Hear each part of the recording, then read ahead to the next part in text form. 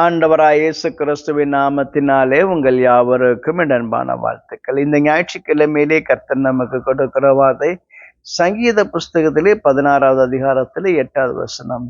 கர்த்தரை எப்பொழுதும் எனக்கு முன்பாக வைத்திருக்கிறேன், அவரின் வலது பாரசத்தில் இருக்கிறபடியால் நான் அசைக்கப்படுவதில்லை.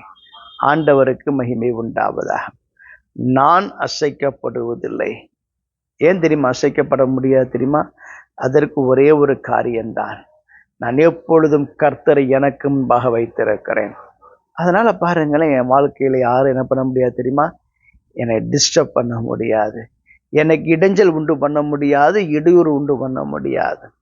கர்த்தரை எப்பொழுதும் எனக்கு முன்பாக வைத்திருக்கிறேன் என்று சொல்லுகிற போது, நான் எப்பொழுதும் ஆண்டவருடைய சமூகத்தை தரிசிக்கிறேன். நான் எப்பொழுதும் ஆண்டவருடைய சமூகத்தில் நின்று கொண்டிருக்கிறேன். அவரோடு கூட இணைந்து வாழ்ந்து கொண்டே இருக்கிறேன். அதனால என் வாழ்க்கையில எந்த ஒரு சமாதான குறையும் ஏற்பட முடியாது. இந்த உலகத்துல எப்படிப்பட்ட சூழ்நிலை வேண்டுமானாலும் இருக்கலாம். இந்த முழு உலகமே பிரச்சனையாக இருந்தா கூட எனக்குள்ள இருக்கிற சமாதானத்தை யாரும் கெடுக்க முடியாது. எனக்கு கர்த்தர் கொடுத்திருக்கக்கூடிய இந்த ஐக்கியத்தை யாரும் கெடுக்க முடியாது. ஆண்டவரோடு கூட எனக்கு இருக்கக்கூடிய இந்த உறவை யாரும் என்ன பண்ண முடியாது தெரியுமா? டச் பண்ண முடியாது. ஏன்னு கேட்டா, ஆண்டவருக்கு எனக்கு இருக்கக்கூடிய இந்த அன்பின் ஐக்கியம் இருக்கிறது அல்லவா, அது உறுதியானதாக இருக்கிறது. அவரோடு நான் இழுத்து கட்டப்பட்டிருக்கிறேன், இணைத்து கட்டப்பட்டிருக்கிறேன். அவரிடத்திலே நான் ஊன்ற கட்டப்பட்டிருக்கிறேன். இன்னும் சொல்ல போனா, கிறிஸ்துவுக்குள் என்னுடைய வாழ்க்கை இருக்கிறது. எனக்கு அன்பான தேவஜனங்களே, நான் கிறிஸ்துவுக்குள் வாழ்ந்து கொண்டிருக்கிறேன். அவருக்குள் நான் நிறைவான வாழ்வை பெற்று கொண்டிருக்கிறேன். இதுதான் இன்றைக்கு கர்த்தர் நமக்கு கொடுத்திருக்கிற மிகப்பெரிய ஒரு ஆசீர்வாதம். இந்த உலகத்திலே எப்படி வேண்டுமானாலும் சூழ்நிலைகள் மாறலாம், எப்படி வேண்டுமானாலும் காரியங்கள் மாறலாம். ஆனால் நம்முடைய தேவனாய கர்த்தரோ மாறாதவராக இருக்கிறார். வேதம் சொல்லுகிறது, அவர் நேற்றும் இன்றும் என்றும் மாறாதவராக இருக்கிறாராம். அப்ப நேற்றுக்கு இருக்கக்கூடிய தேவனாய கர்த்தர் இன்றைக்கும் அப்படியே தான் இருப்பார், நாளைக்கும் அப்படியே தான் இருப்பார். அந்த பொருள் என்னவென்று சொன்னால், நான் இன்றைக்கு தேவனோடு கூட இருக்கக்கூடிய அந்த அன்பின் உறவில் இணைக்கப்பட்டு விடுவேன் என்று சொன்னால், அவரிடத்திலிருந்து என்னை யாரும் பிரிக்க முடியாது. இது தேவனாய கர்த்தர் கொடுத்திருக்கிற மிகப்பெரிய ஸ்லாக்கியம்.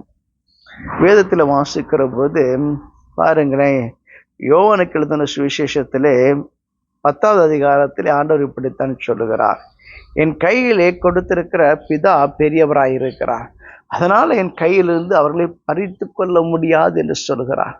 அப்படின்னு என்ன தெரியுமா அர்த்தம்? நாம் எல்லாம் ஆடுகளை போல இருக்கிறோம், நாம் தேவனுடைய கரத்திலே இருக்கிறோம். அப்ப நம்மை ஆண்டவருடைய கரத்தில் இருக்கிறதுனால யாரும் என்ன பண்ண முடியாது தெரியுமா? நம்மை பறித்து கொள்ள முடியாது. தேவனுடைய கரத்திலிருந்து பறித்து கொள்ள முடியாது. அதுதான் விசேஷமான ஒன்று. இந்த நாளிலே கூட நீங்கள் தேவனுடைய கரத்தில் இருக்கிறீர்களா? ஆராய்ந்து பாருங்கள். நாம் தேவனோடு கூட இருக்கிறோமா? ஆராய்ந்து பாருங்கள். ஒருவேளை அப்படி இல்லை என்று சொன்னால், அவருடைய சமூகத்திலே கிட்டி சேருங்கள், அவருடைய செட்டில்மெண்டில் வந்து சேர்ந்து விடுங்கள். இந்த முழு உலகமும் பொல்லாங்கனுக்குள் கிடக்கிறது. எதுவும் சொல்கிறது, இருள் பூமியையும் காரிருள் ஜனங்களையும் மூடும். ஆனாலும் கர்த்தர் உண்மையில் உதிப்பார், அவருடைய மகிமை உண்மையில் காணப்படும் என்று சொல்கிறார். ஹல்லேலூயா. உங்க வாழ்க்கையில கர்த்தருடைய மகிமை வெளிப்படும், உங்க வாழ்க்கையில வெளிச்சம் பிரகாசிக்கும். அதற்கு காரியம் தேவன் உங்களோடு கூட இருப்பதனாலே தான். இன்றைக்கும் கூட இந்த முழு உலகமே இருளுக்குள்ளே வந்தாலும் கூட உங்க வாழ்க்கையில கர்த்தருடைய பிரகாசம் இரவும் பகலும் இருந்து கொண்டே இருக்கும். காலங்களும் மாறலாம், சூழ்நிலைகளும் மாறலாம், ஆனால் கர்த்தரோ மாறாதவராக இருக்கிறார். உங்க வாழ்க்கையினுடைய வெளிச்சத்தை யாராலும் இருளாக்க முடியாது. உங்க வாழ்விலே கர்த்தர் கொடுத்திருக்கிற அந்த பிரகாசத்தை யாராலும் தடுத்து விட முடியாது. இன்றைக்கும் கூட அவர் சமூகத்தை நாடுங்கள், அவர் பிரசன்னத்தை வாஞ்சியுங்கள். கர்த்தர் உங்களோடு கூட இருந்து உங்க வாழ்க்கையை பிரகாசமாக்குவார். தேவன் தாமே உங்களை ஆசீர்வதிப்பார். நாம் ஜெபம் செய்வோம்.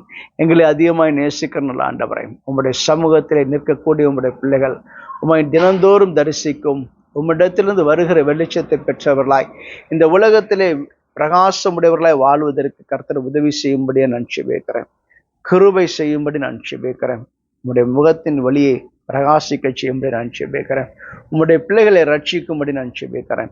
இயேசுவின் ஜெபம் நல்ல பிதாவே, ஆமென். God bless you.